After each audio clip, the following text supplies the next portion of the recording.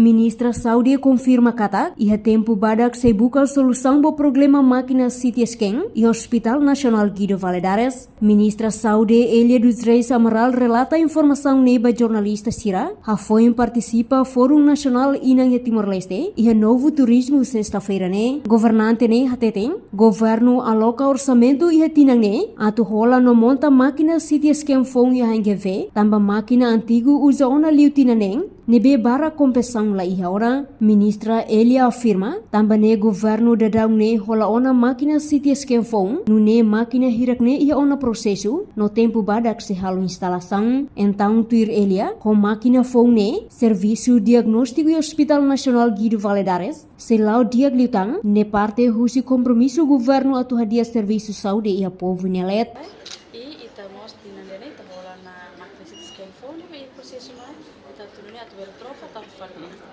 Mais do que mais do que 6 anos tempo para trocar e bara que já tem minha gente lá minha tidak kata minha timing belga e minha CT scan clássico nós de vez em quando lá produz ona então nesto mas ita compromete kata talvez itu rolona e tempo bara que lara se monta CT scan phone bem maka ita aloca orçamento para 2026.